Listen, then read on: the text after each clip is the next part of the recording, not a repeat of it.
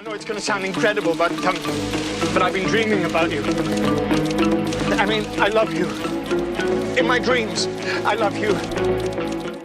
Hello. Hey, Joe. I wanted to submit my forms for the next matinee episode. Matinee forms? Mm-hmm. That's the wrong department. You need to go to the Tanner section and fill out file number 18296. But I was just at the Tanner section. You told me to see the Joe section. Okay, now, if that's the case, did he stamp that paper there? Let me take a look-see. Did he stamp the paper? Did he stamp it? It does not appear that he has stamped it. You need to go back to the Tanner section and get the stamp of approval.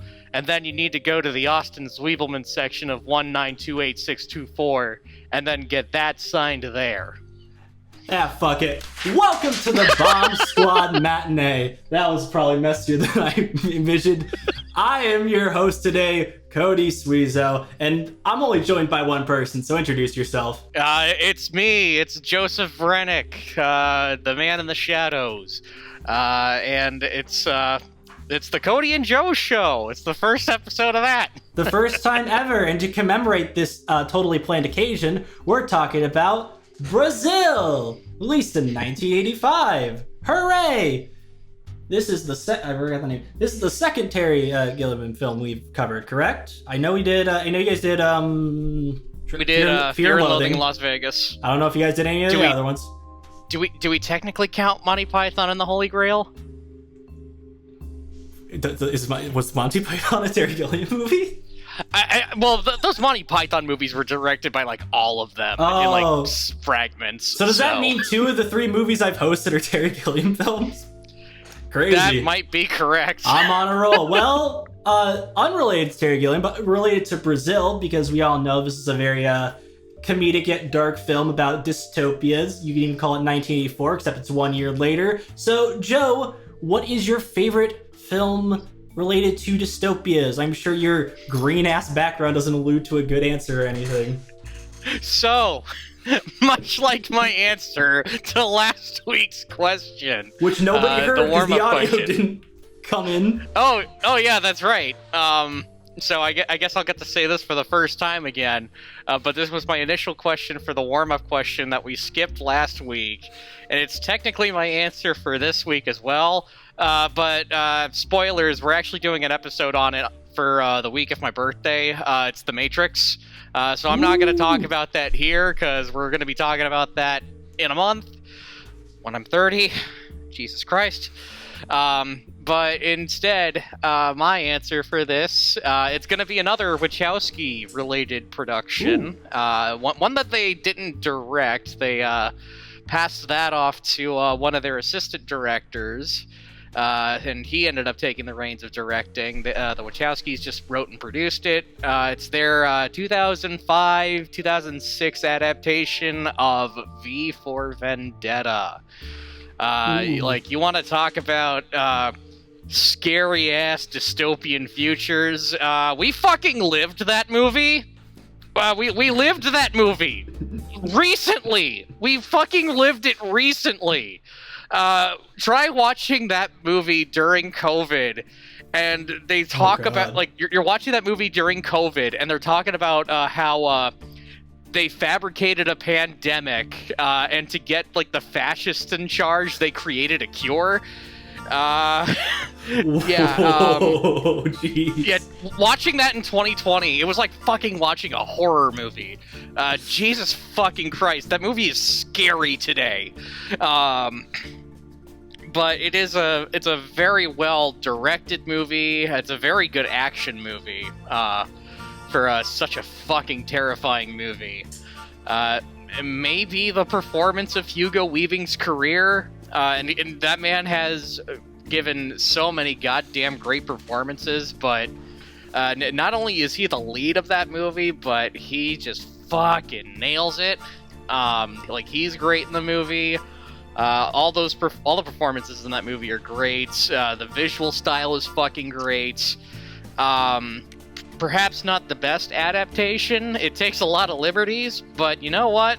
The liberties that it takes, it's fitting to the story. It honestly makes the graphic novel slightly better by taking said liberties. The story is significantly better.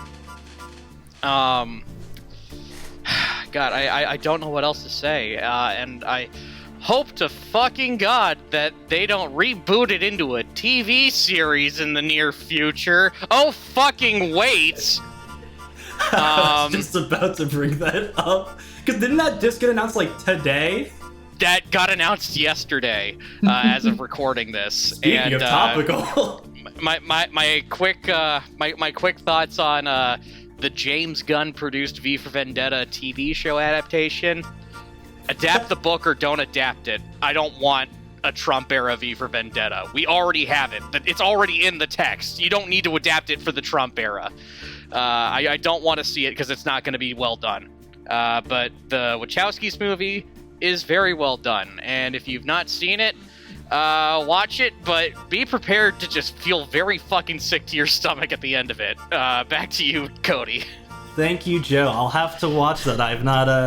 I've not seen it in a hot minute, so. Oh, I'm sure it'll be extra fun now. But yeah. Favorite dystopian films. I kind of, despite the fact that I made up this question, I kind of ran into a roadblock because it's either I'm talking about one of my favorite movies of all time or one of my favorite movies of all time. And both of them I'd love to cover in the future, but as of right now, only one of them is on the schedule, so I won't talk about that one. So I'll talk about the one that we may talk about in the future, and I definitely want to because it is one of my favorite films of all time. It's also another British film. How funny. It's very British, because what's more British than Pink Floyd? That's right, I'm gonna bring up Pink Floyd's The Wall. It's not the most dystopian film, but it's based on, kind of that 80s, era. Also, it's based on a lot of things that happened during World War II, so, I would argue it fits the bill pretty well, but... There is a lot of fascist imagery in that movie. A lot of fascist imagery, so it's like... It fits the bill. Absolutely counts. And I'll probably mention this more when we talk about Brazil, because I thought about it a few times, because, this film, oh my gosh, Pink Floyd's The Wall is just... First off, it's my favorite album of all time, period, so that helps a lot, probably. But the way they were able to translate that album to this painful journey of just this guy just walking through this life, just trying to, make things work, and only to just be, ripped apart by the system and fucking become something he was never meant to be, and then be judged for everything he meant to do, all while the beautiful animation and the beautiful scenery. Oh my god, it's hard to talk about because not only is it just so visually appealing, but it's also just something I would love to just talk about in a future episode. So yeah, we basically just sequel baiting right now, but let's talk about a film we're actually going to be talking about, and that's Brazil. Yay! Brazil. And let me look at all the people here. I guess we'll start with Joe. What did you think about the film Brazil? Cody, I gotta be real with you. The last time I saw this movie was 10 years ago. Can you tell me about... No, I'm just kidding. Bro, I wasn't even born 10 years ago. I'm the youngest person ever. For context, audience, so initially Tanner was supposed to be on this episode, but he couldn't make it. And I literally just finished watching this movie, prior to recording. The movie wrapped up, and I immediately hopped into the Discord to record this. There was a point in time where I was worried that I was not going to be able to find a copy of this that was for free. I initially had a bit of a bit planned if Tanner was still on board to record, and that was I was going to pull a full Norm Macdonald ass prank on both Cody and Tanner, and technically the audience too, where I just go, man, I've not seen this movie in 10 years. Can you explain it to me? And just I'm just asking them questions, having them describe what's in it to me, and I just on occasion I just go, wow, that sounds incredible. I wish I could have seen it. That would have probably made me crash out, I'm not gonna lie, Joe. That would have been the end of me. Also, to clear Yeah. a clear misconception, Tanner has been taken away due to his crimes from the last week's episode. Which, by the way, I'm going to need your signature for his getting rid of here. So just if you could do that later, that'd be appreciated. Yeah, I can absolutely do that. All right. Anyways. But no, I wasn't gonna do that to poor Cody. I wasn't gonna do that if it was just gonna be him, which it ended up being. So I found a copy of the movie. I had to scrounge up some money because I'm fucking broke until Friday. I literally saw a message. You just like, I found $5. I'm on the way. Yeah, found $5, and it was like $3.75 to rent on Amazon. So I was just like, found it, getting to the ATM. Thankfully, it's like right down the block from my house. Now, what did I think of the movie? Yeah, it was good. Back to you. I'm just kidding. I'm just kidding. Gonna cry live. We're gonna have a Cody cry count for the first time. Cody cry count. There we go.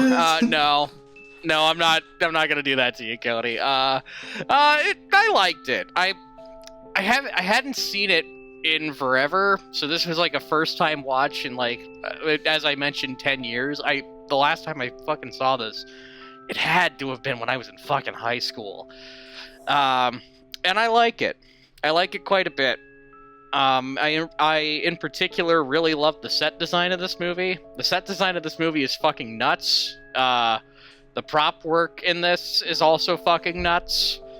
The score is also pretty solid. I mean, that bit when it's the long take and it goes through the office, that little dun dun dun dun. It's like, that's an earworm right there. Absolute earworm. No wonder they used it in like so many goddamn trailers. In particular, the one that comes to mind is WALL-E. Like it was like heavily used in the WALL-E promotion. That's why it sounds so familiar. I was wondering. Yep. And it came from Brazil, baby. Good shit on the score. Good shit on the set design. The acting, when you're able to comprehend what they're saying, is fucking great. Everyone in this movie is fucking manic in some capacity or another, and it's very funny. If I had one complaint about this movie, and it's kind of a complaint I just have about Terry Gilliam movies in general, they tend to go on a little too long. Like, they tend to kind of overstay their welcome a bit. And Brazil is kind of no exception. And I think part of that is kind of intentional, because like I described this in the group chat. I had said that the plot is a lot like trying to get shit done in the universe of Brazil, where it just takes fucking forever to go on. And I think that's the point. But at the same time, I'm just like, can we move on, please? Like, don't get me wrong, I love kind of taking in the lunacy of it, but there's a time to just kind of, wrap it up. It kind of lingers on the insanity a little bit too much. And it kind of becomes a little incoherent. The dialogue in this, after a certain point, it feels like it's completely incoherent. Because you're just trying to, like, keep up with what they're saying, and, like, they are talking at, like, it's like they're on cocaine. They're talking at like 1,000,000 miles a minute about paperwork and section B 5219 whatever, like shit like that. I don't know. I think you probably could have trimmed it out just a little bit. This movie is also 2.5 hours long. You definitely feel that runtime a little bit, but I'll give it this. It's at least a visual feast for the fucking eyes. Speaking of my, there's kind of a reason why I brought up the Wachowskis in my intro. This is one of the Wachowskis' favorite movies. Like, you can see this movie's influence in The Matrix. You definitely see it in Jupiter Ascending, to a point where they, like, directly reference it.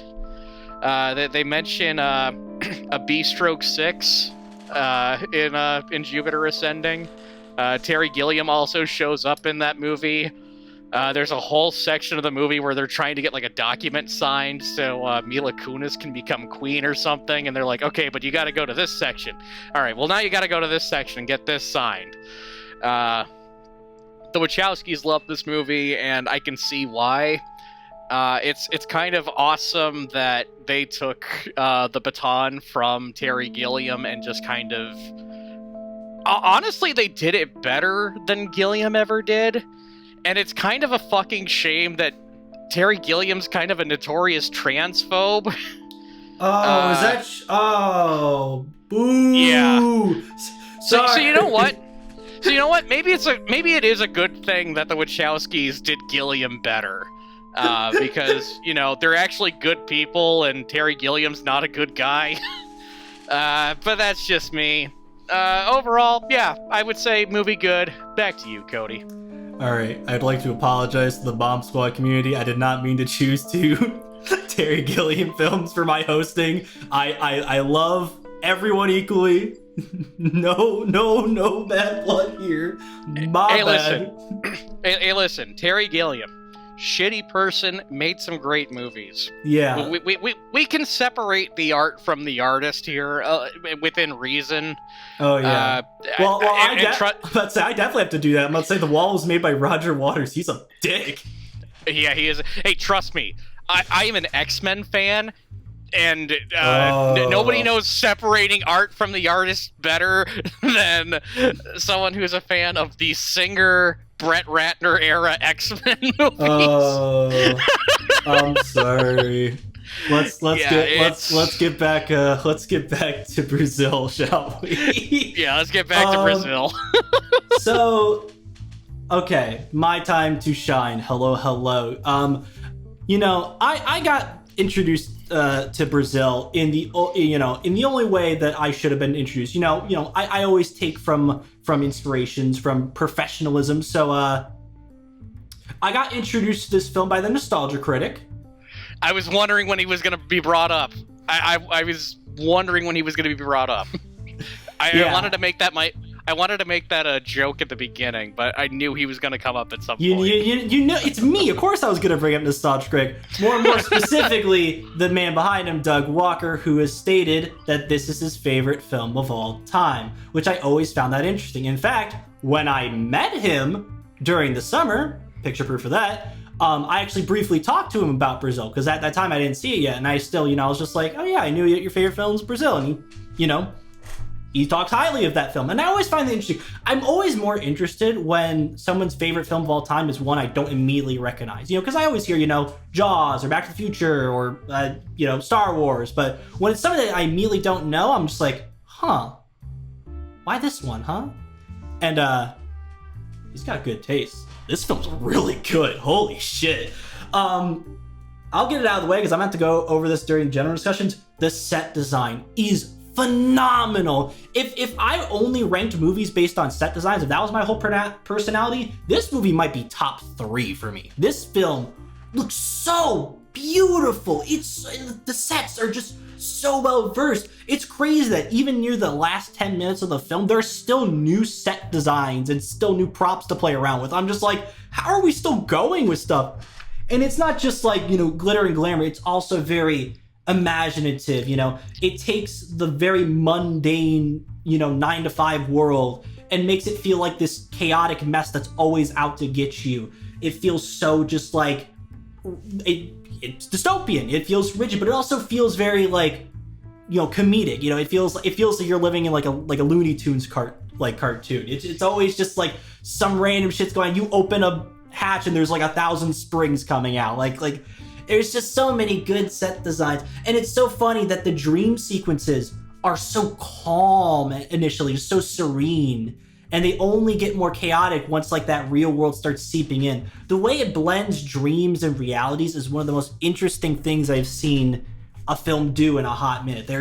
It's kind of like what I mentioned with Return of the Living Dead with its horror and comedy. I think when a film does a tango with two entirely different flavors and then just lets them blend into each other later on, it makes just such a beautiful viewing experience that's just really hard to really explain, because it's like trying to explain a dream kind of escaping into reality. It's just like there's so many like scenes that are just like visual feasts to the eyes. And that's not to say this is all looks and no substance. I think the messaging about its dystopia is very like well put together. I know it's very hard to follow on, especially they're British, but I also think like not being lost in the shuffle is kind of the point. I feel like just getting lost in translation is just something that happens in the real world, where there's so many things you have to figure out, so many things you're just having to get thrown at. It's hard to really keep up. That's why I'm glad I watched this film now and not like back then. I don't feel like I would have enjoyed it as a teenager. I just don't think I would have like took it in. But as someone who's working the work, I can tell you I really do appreciate this film. This film speaks to me on a much deeper level. The cast is great. Everyone does a pretty good job. The only thing that holds this movie back for me, the thing that really like stops me from like calling it perfect, is like the romance. I think that's the one thing that kind of loses me a little bit. Now, trying to remember. Sam Lowry. Sorry, I'm gonna British it up this episode. When he starts seeing this girl in his dreams and then he sees her for real and he tries to chase her even though she's not interested, I think that's very funny, because it's just like trying to like chase a fantasy when in reality it's just like you're crazy sometimes.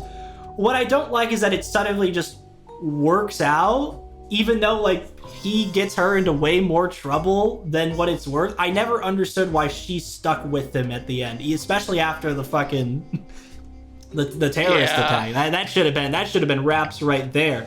Now, granted, it did lead to one of the best lines in the movie that you mentioned in the group chat. That's a really good line. Right. But I don't know. I think that just kind of drew me out a little bit. But it makes up for it with how it ends. Oh man, when you're kind of lulled into that dreamlike ending, just to be pulled back into that like chamber with the testing, and then that's where the shot just ends as the credits roll. Ooh, that was a real just yank to the fucking collar. That was a really good way to end it. So I'll talk about it more when we get to general discussions, but overall, I really like this movie. This is probably one of the favorite films I've seen for the podcast this year. So, but we'll talk about it more after this commercial break.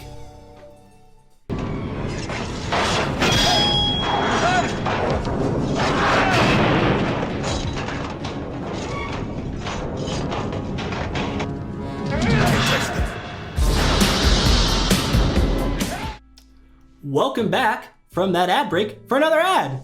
You see that behind me? I don't have one. But you know what would look really good there? That's a painting, but that's not what we're at. But you know what would look really good there?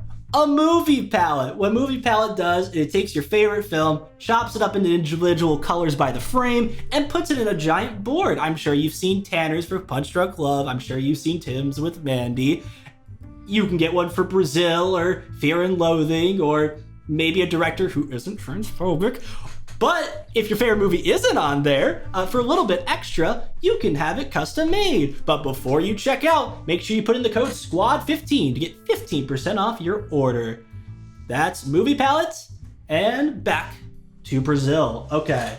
I don't know if you want to start with anything, because honestly, I'm just going to keep gushing about the set design. I will go all day. I did have something. It just kind of completely left my brain. So yeah, let's actually. It may come back to me, but let's talk about that set design.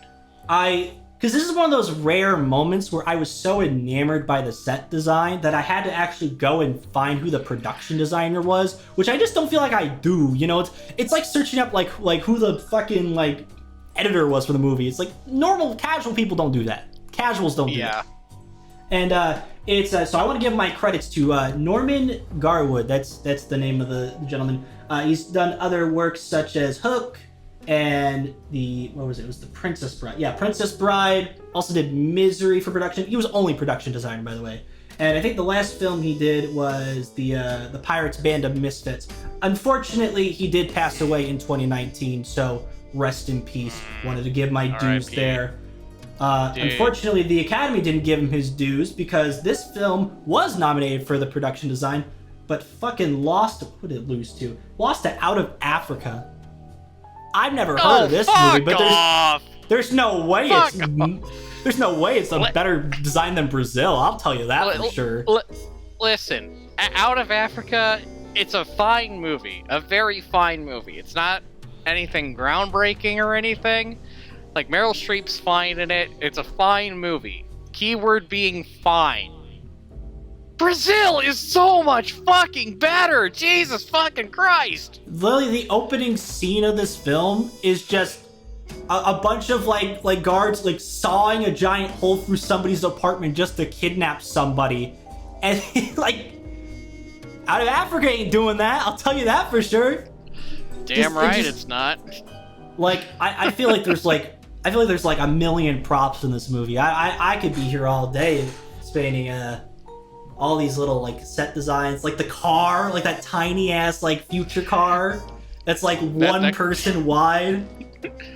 I almost had a car like that. I almost bought a smart car. He almost bought that exact car, guys, but then he saw that it blew up instantly in the movie. I was gonna say that thing blows up a little. That thing blows up a little too quickly. I think I'm happy with my Buick.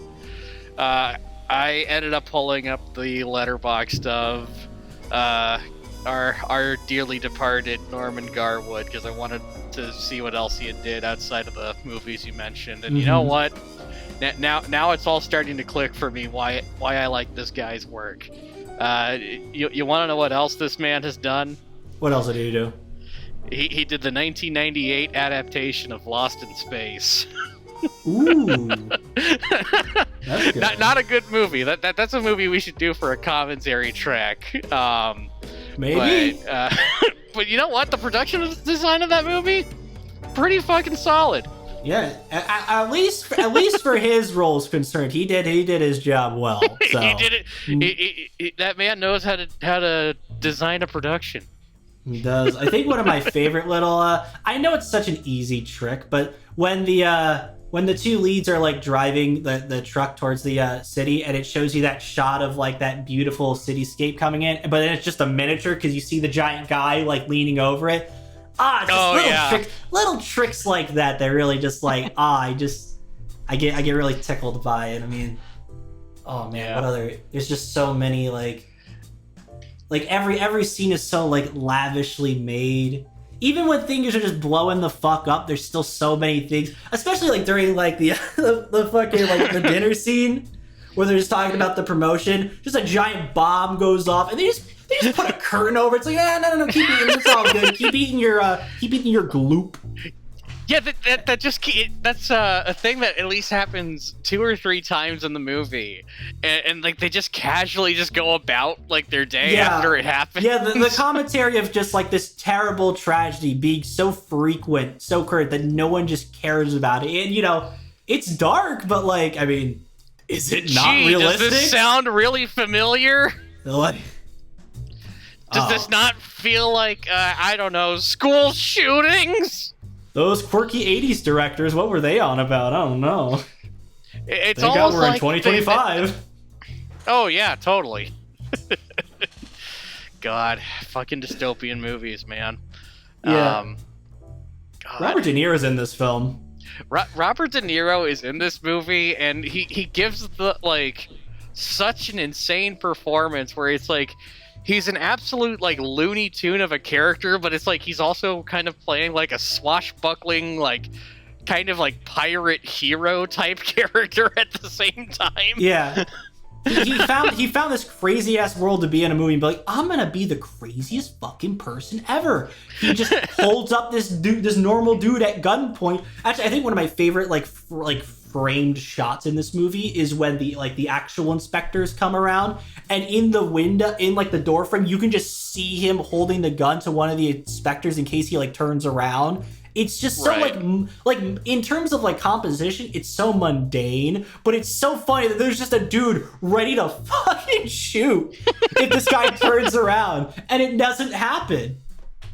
And then he just fills their suits with shit later. That's something that happened. That was one of the funniest parts of the movie, is just him doing that. And I'm like, this you know what? Movie, Yeah, this movie's really funny. I was like, you know what? If Tanner was in one of those suits and I had that exact same situation going on, I would 100% do that to Tanner. The voices will win. This is what you get for not being on the episode, buddy. Sorry. Oh my goodness. I'm just trying to think, because again, there's like so many like scenes I want to bring up, but like there's so many. Like I don't think there's like a dull scene in this film. Every scene has a little something, especially those dream sequences. Man, they start like very like majestic and beautiful, you know, flying through a fantasy, and then it just becomes and then all of a sudden the samurai. All of a sudden you're now playing fucking Ghosts of Yote. Good luck, fucker. He's got teleports. If my commercial transition isn't like using that scene, I don't know what I'm doing. Like that, it's got to be them teleporting out of the way. God. Yeah, no, those dream sequences, they are definitely something else, and it's crazy that they only get weird once like the real world starts seeping in, because it's almost like a piece. And I think when you're older, you realize that like the comfort of your bed is the most peaceful part of your day. It's kind of it's very well thought out, I'd say. And then Bilbo Baggins shows up as the rock biter. God. Fucking. You know, I want to go back to a point that you mentioned in your overall thoughts on Brazil, because that's also kind of a negative for me as well. The romance really just does not work. Yeah, he's kind of just like a total dick to her, like for like that whole like interaction that they're in the department store. He's kind of a dick throughout most of it too, and he's like a dick in two different ways. He's a flat-out asshole in the department store after the bomb goes off, and then he's a dick in the sense that he's a fucking creep.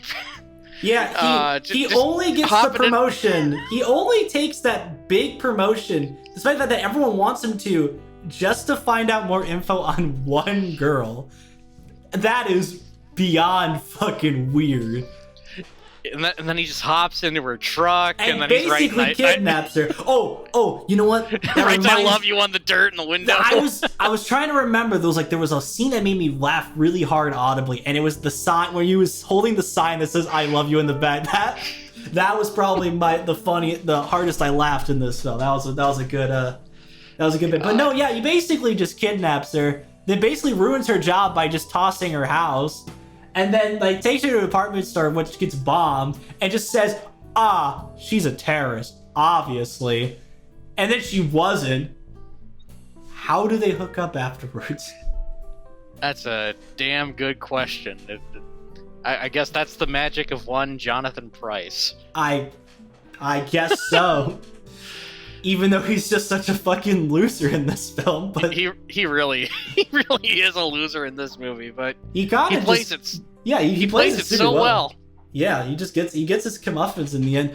That like final 30 minutes was such like a trip, because I genuinely was just like, oh, we're breaking out, we're doing crazy shit now. That shot, I don't know why, but that shot when I forget his name, but like the dude turns around and he has the baby mask on, that freaks me the fuck out. I hate the way that looks. Like we have that mask. We have that mask hanging up on the prop wall at the Alamo Draft House. Do you actually? Yeah. So I guess for context sake, at the St. Louis Alamo Draft House, there is a wall of props on a Monty Python. Well, actually, funnily enough, it's based off of another Terry Gilliam movie, fucking Time Bandits. Oh, it's the map from Time Bandits, and there's like all these like circles that have like little movie props on them, and they correlate to all of the classic movie posters we have in our hallway. And if you can guess where each prop is from correctly, you get a pint glass for free. But you have to get all of them correct. Oh. And my ass ain't getting those right. Yeah. Tanner and I remember, like, I had been working there for like a month, and then Tanner and I tried to do that on our own. And we like that. The way that they have the paper for that thing is so fucking confusing, and I think it's intentionally so. I mean, I imagine. But yeah, like we were slipping up like left and right because we were trying to get that free pint glass. Damn it! Whenever I'm back over there, I definitely want to see that mask. That thing's haunting. I guess free hint for you. If you want to try and do that challenge, if you're going to the St. Louis Alamo Draft House. Granted, I feel like if I saw that baby face staring back at me, I know exactly where it's from. I don't think I'm ever going to forget that. Top left corner of the map in the lobby. There's also a poster of Brazil in the hallways. Oh, and I think yeah. if I remember correctly, it's one of the French ones. Because we have, for whatever reason, it was just cheaper to get foreign language versions of like famous movie posters, and then we just have the American one for Napoleon Dynamite for whatever reason. Priorities. You can't get the French one. No. Can't get the French one, can't get the Italian one, but we got the Italian Princess Bride poster, speaking of our production design. Oh yeah. You know, else is a great character, fucking Catherine Hellman, who plays like Mrs. Lowry. Dude, the fucking the face transformation she goes through. The fact that she's just like every scene of her is just like, oh yeah, there was a bit of an accident, but he said it was okay. And then next scene, it's one of my favorite lines, like, so there was an accident for the accident, but I'll be out in no time. And the thing is, we never see her technically, because when we see her again, it's during the dream, like the big dream sequence. So she looks perfect then at her funeral with a bunch of guts in the. I don't even know how to explain this. It's like if fucking it really was like if the Pink Floyd The Wall movie just stripped the music and just was twice as long. It's like so like yeah. And I guess no. It's so weird. It's a really hard film to describe because of it. It's one of those films where you just kind of have to like go find it in the wild if you haven't already. Which, hey, I mean, you can do it. Brazil is a movie that happens to you. It really is. It doesn't just happen. It happens to you. You're kind of just like the scene where they're all like running around with the boss and the papers. You're just along for the ride. And that's why I like Jonathan Pryce's performance so much, because he nails the aspect of just like, I'm not the main character in this crazy world. I'm just a character in this crazy world. It just so happens that the POV is on me. Because I'm sure if we go to anyone else's perspective, it'll be just as fucking loony in comparison. And yeah, oh, absolutely. Man. Fuck. And there's still like there's so many like really nice scenes. Go see this film if you haven't already. Obviously, I think obviously you should watch films before you watch a podcast about them. Duh, but I don't know if you haven't already. I definitely want to try to get the. I watched mine on like I forgot which. I just found a DVD of it. I want to get the Criterion one, which hey, they're half off right now. Maybe I'll get it. I would have gone to the Alamo Draft House and watched it, but we're not showing that until the end of the month. Damn it. To be fair, it is also kind of a Christmas movie, which I didn't know going in. I would have, if I knew that, I would have saved it for December. Yeah, it's one of the more bizarre, like, non-traditional Christmas movies ever made. You know what it is, Joe? It's what? It feels like what Christmas actually feels like as an adult. It's kind of just a background thing. To us, Christmas just feels like another day where you have to worry about something different. I don't think any like film has insinuated Christmas to me more now than the film just being like, oh yeah, it takes place during Christmas. Get gifts. Back to your work. Yeah. That's why Lethal Weapon's one of the greatest Christmas movies ever made.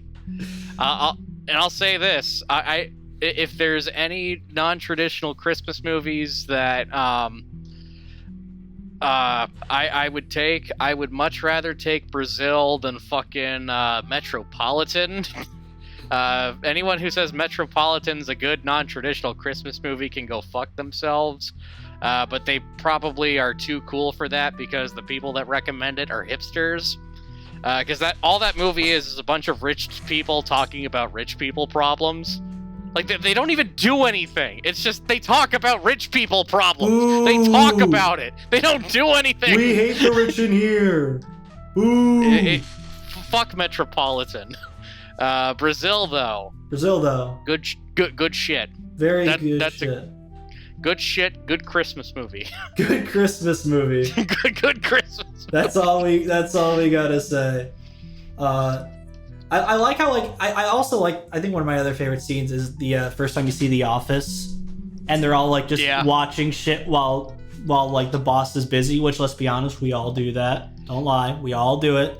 But the second he opens the door, there's, like, straight to, back to normal. That's just such a cool little, like, little visual gag. I think that's the best part about this movie. I think the visual comedy, the visual just horror, the visual everything. If it was just visuals, this is a masterpiece. I just think the screenplay falls flat a little bit, especially during the second half, because it relies on the romance a little too much. That is the weaker half of the movie. You bring up the scene where they're just kind of slacking off and watching movies on the teleprompter things that they have. It makes me curious, because there's... And this is something that filmmakers from that era like to do a lot. There's references to classic movies from, like, the silent era. Like, the obvious one in this movie, there is a Battleship Potemkin reference of...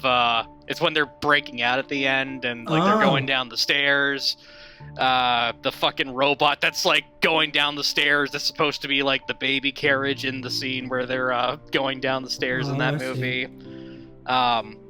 For that bit where they're slacking off, part of me wonders if that's, like, a Modern Times reference, because there's, like, the scene where it's, like, Chaplin's kind of slacking off, and then I think it's Modern Times. I mean, I know my Modern Times very well, and it's like he's slacking off, and then there's, like, the projection of his boss, like, get back to work. They were also watching Casablanca. That got name dropped, but of course it did. They were watching Casablanca, and they even quote it in the movie. They do. I like how this entire movie is basically centered around the fact that, like, there was just a spelling error, and it got somebody, like... Yeah, that's what... I was gonna say, that's what, like, sets off the movie is, some guy kills a fly, and it just dies in the fucking... And it's just the wrong name, and some poor, like... wife just loses a husband and part of the roof. the scene where Lowry has to come back and, like, give her the check is so like kind of disturbing. That is the most heartbreaking scene in the movie, because, like, I feel like we've all been in a situation where, like, you know, you're not the right guy to be, like, handling shit, but, like, you have to, so you're just like, hey, here's your check, sign it. And she's just asking, like, where is his corpse? And it's just like, geez, this is fucking, like, shivers. Yeah. Ugh.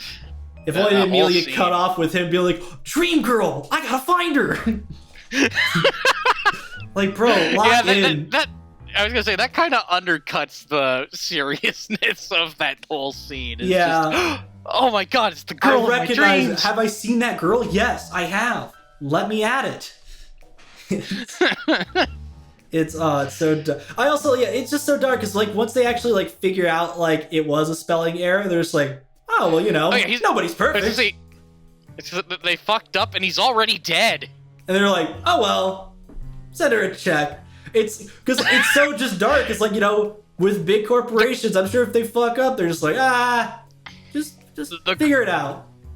The coldness of how they fucking handle that is way too goddamn real. Yeah, for such a funny, like wacky comedic film, it's so, like, blunt and, like, real. Yeah. Especially for a film that was, like, 40 years ago. It's like, you look at things now, you're just like, jeez, man. Just wanted to watch a funny movie named after a song. A funny, blunt movie from a guy that was in Monty Python, you say? Oh, no. Does Cody just love British humor? Oh, no! Good old Monty Python. Well, I think we've just about had our fill here. We'll go into final thoughts. Joe, don't know who else would be, so what are your final thoughts on Brazil? I might as well just fucking quote the end of the movie. The one that's making me laugh and made me laugh the hardest during the movie. You up for a bit of necrophilia? I almost want to do a recut of the movie where it's like she asks that question and then when he hops in the bed you hear like Beavis from Beavis and Butthead just go boing. If I didn't already have the commercial like edit in mind, that would have totally been it right there. Maybe I'll slip it at the end if I'm feeling up to it. All right, my actual final thoughts on the movie. It's a really good movie. I would absolutely recommend you go check it out.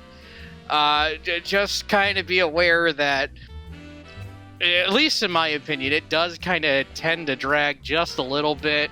But that's just kind of my whole thing about Terry Gilliam movies is after a certain point, you're just like, can we keep moving on? We've been in the craziness just a little bit too much. But it's still a good movie. If anything, see it for the visuals, man. Like, the visuals of this movie are fucking incredible. See it on a big screen if you can. Like really find a way to just soak in those visuals. But as it is, yeah, good movie. Movie good. Back to you, Cody. Thank you, Joe. My final thoughts. It's really good. I'm very glad I decided to take a crack at this film. I've not watched the other besides Monty Python, honestly. I've not watched the other Terry Gilliam films. So I need to see Fear and Loathing and all the other films.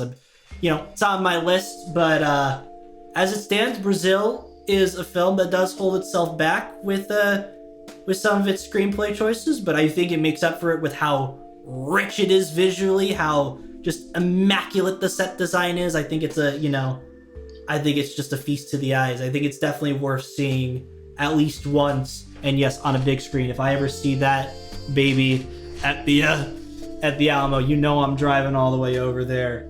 And with that's gonna be all for this episode of the Matinee. Thank you so much for tuning in. If you're listening on any of our streaming platforms, make sure you get low down and leave a review. It helps us in some way. I don't know. I don't really know anything about that.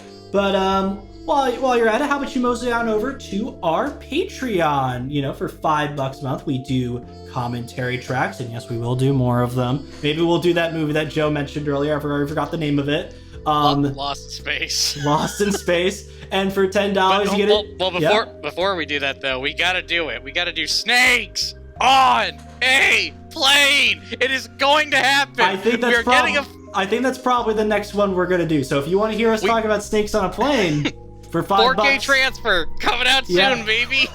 Yeah, wait, you did get a 4K transfer. Yeah, it's coming out in January, baby. Which is the happiest thing that. It was the thing that made me the happiest all fucking October was hearing that news.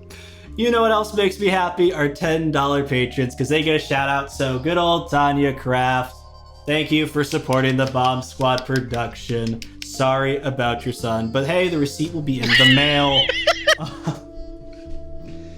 And if you want to support us more directly, why don't you go over to our merch store, bombsquadproductions.shop. We have shirts, and yes, it's cold in here, but I am wearing it. I'm always wearing it.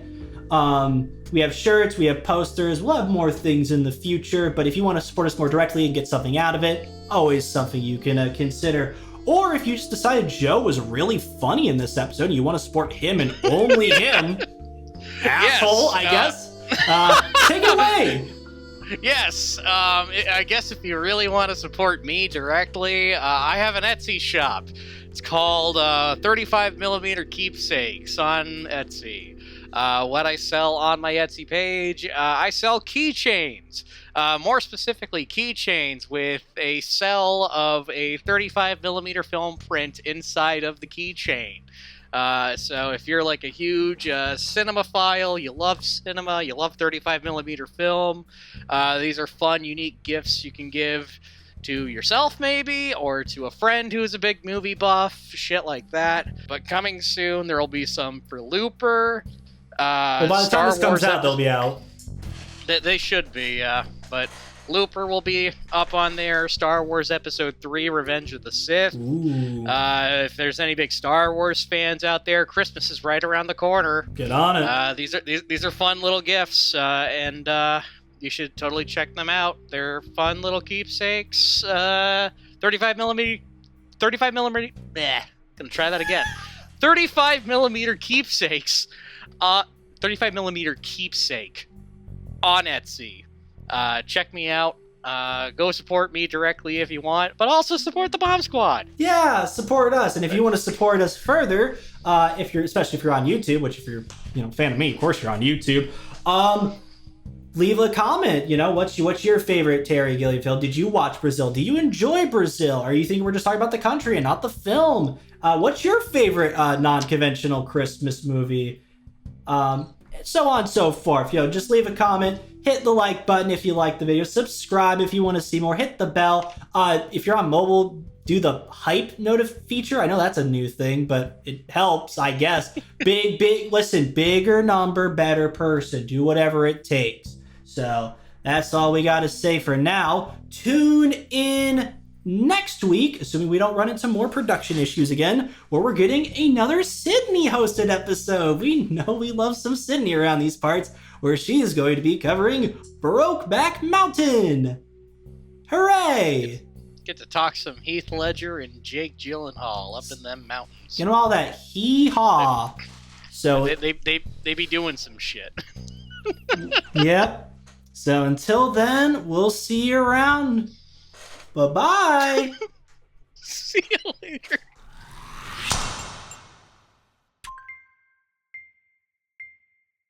I slid my ticket across the table and I said, "Sorry guys, I gotta see about a girl."